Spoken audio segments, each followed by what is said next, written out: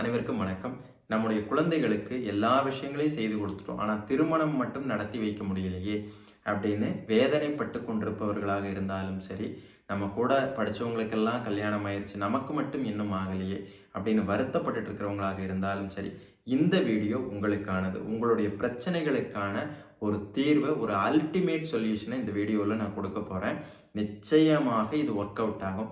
ஒரு அற்புதமான நாளை பற்றி, ஒரு அற்புதமான விரதத்தை பற்றி தான் நான் இப்போ சொல்ல போகிறேன். இந்த நாளில் யார் ஒருவர் விரதம் இருந்து முருகப்பெருமானை வழிபடுகிறார்களோ அவர்களுக்கு அடுத்த வருடம் இதே நாள் வருவதற்குள்ள நிச்சயமாக திருமணம் நடைபெறும் அப்படிங்கிறது சத்தியமான உண்மை. அப்படிப்பட்ட அற்புதமான நாள் எது அப்படின்னு பார்த்தீங்கன்னா, சிவபார்வதிக்கு திருமணம் நடைபெற்றது இதே நாளில் தான். மகாலட்சுமி மகாவிஷ்ணு திருமணம், பிரம்மதேவன் சரஸ்வதி திருமணம், மீனாட்சி அம்மை சொக்கநாதர் திருமணம், வள்ளி தேவசேனை முருகப்பெருமான் திருமணம், இந்திரன் இந்திராணி திருமணம், ரங்கமன்னார் ஆண்டாள் நாச்சியார் திருமணம், சீதா பிராட்டி ராமபிரான் திருமணம், இப்படி அநேகமான தெய்வீக திருமணங்கள் நடைபெற்றது இதே திருநாளில் தான். அது மட்டும் கிடையாதுங்க, சிவபெருமானுடைய கோபத்தால் பஸ்மமாகி போன மன்மதன் உயிர்த்தெழுந்ததும் இதே நாளில் தான். அதோடு காலன் மீண்டும் உயிர் பெற்றதும் இதே அற்புதமான நாளில் தான். அது மட்டும் இல்லை, மனோகாரகனான சந்திரன் 27 பெண்களை மணந்ததும் இதே திருநாளில் தான். இப்படி அனைத்து தெய்வீக திருமணங்களும் நடைபெற்ற ஒரு அற்புதமான நாள், அநேகமான அற்புதங்கள் நடைபெற்ற ஒரு நல்ல நாள் இந்த நாள். அது எந்த நாள் அப்படின்னு பார்த்தீங்கன்னா, தமிழ் மாதங்களில் 12வது மாதமான பங்குனி மாதத்தில் நட்சத்திரங்களில் 12வது நட்சத்திரமான உத்திர நட்சத்திரம் பௌர்ணமி திதியோடு கூடி வருகின்ற ஒரு அற்புதமான நாள். அதுதான் பங்குனி உத்திர நாள். இந்த நாளில் நம்ம கடைபிடிக்கக்கூடிய விரதத்தை கல்யாண விரதம் அப்படின்னு சொல்லுவாங்க, திருமண விரதம் அப்படின்னு சொல்லுவாங்க. இந்த நாளில் யார் ஒருவர் விரதம் இருந்து முருகப்பெருமானை வழிபடுகிறார்களோ, சிவ பார்வதியை வழிபடுகிறார்களோ அவர்களுக்கு நிச்சயமாக விரைவில் திருமணம் நடக்கும். சத்தியமான உண்மை இது. அப்படிப்பட்ட அற்புதமான நாளில் நம்ம எப்படி விரதத்தை கடைபிடிக்க வேண்டும் அப்படின்னா, எந்த ஒரு நட்சத்திர விரதமாக இருந்தாலும் சரி அல்லது திதி விரதமாக இருந்தாலும் சரி, அந்த திதியோ நட்சத்திரமோ தொடங்குகின்ற நேரம் முதல் கொண்டு நிறைவு பெறும் நேரம் வரை அந்த விரதத்தை நாம் கடைபிடிக்க வேண்டும். இந்த வருடம், அதாவது 2026வது வருடம், இந்த பங்குனி உத்திரம் எப்பொழுது வருகிறது அப்படின்னு பார்த்தீங்கன்னா, உத்திர நட்சத்திரமானது மார்ச் மாதம் 31ஆம் தேதி செவ்வாய்க்கிழமை மாலை 3:20 முதல் ஏப்ரல் 1ஆம் தேதி மாலை 4:17 வரை இருக்கின்றது. அதே மாதிரி பௌர்ணமி திதியானது ஏப்ரல் மாதம் 1ஆம் தேதி காலை 7:38 முதல் ஏப்ரல் மாதம் 2ஆம் தேதி காலை 7:57 வரை இருக்கிறது.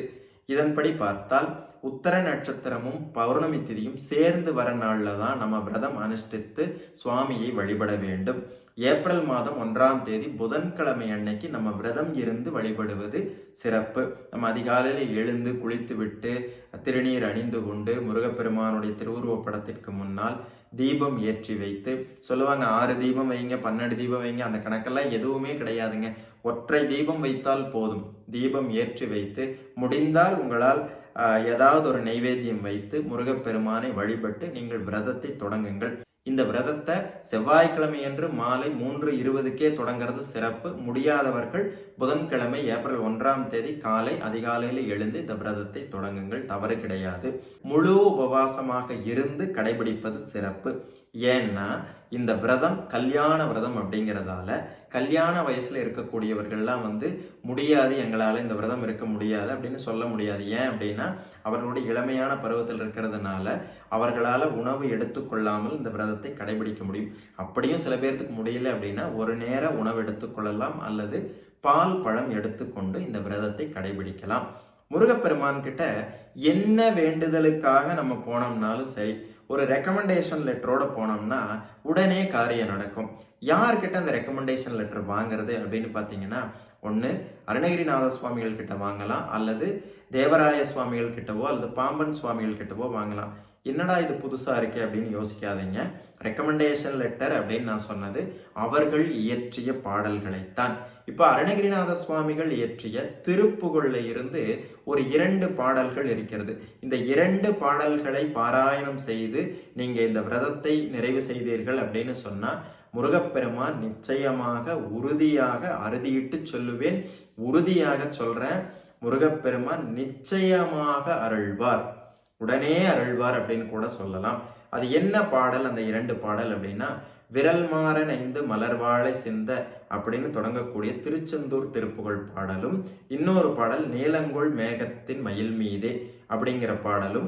இந்த 2 பாடல்களை நீங்கள் பாராயணம் பண்ணி இந்த விரதத்தை கடைபிடித்தீர்கள் அப்படின்னு சொன்னால் முருகப்பெருமானுடைய அனுக்கிரகம் உங்களுக்கு பரிபூரணமாக கிடைக்கும்.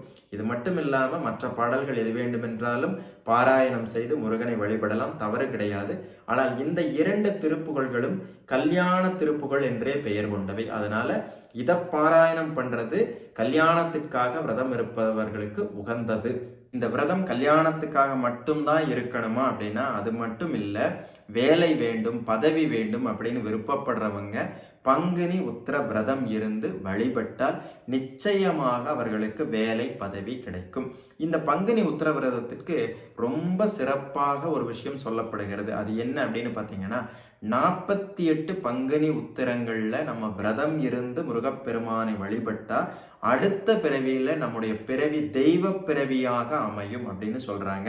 அது மட்டும் இல்லை, இந்த பங்குனி உத்திர நாள்ல ஆறு, குளம், கிணறு, கடல் போன்றவைகள்ல நீராடுகின்ற பொழுது அனைத்து புனித நதிகளிலும் நீராடிய பலனை கொடுக்கும் அப்படின்னு நம்பப்படுகின்றது. அப்படிப்பட்ட இப்படி இத்தனை அதிசயங்கள் அற்புதங்கள் நிறைந்த பங்குனி உத்திர நாள்ல விரதம் இருந்து வழிபடுவதன் மூலம் முருகப்பெருமானுடைய பேரருளை முழுமையாக பெற முடியும். அனைவரும் முருகப்பெருமானுடைய அருளை பெற வேண்டும். முருகப்பெருமான் உங்களுடைய கோரிக்கைகள், வேண்டுதல்கள் அனைத்தையும் தன் 12 செவிகளால் கேட்டு தன்னுடைய 12 கரங்களால் அருளை வாரி வழங்க வேண்டும் அப்படின்னு முருகனை நானும் பிரார்த்தித்துக் கொள்கிறேன். ஓம் சரவணபவ.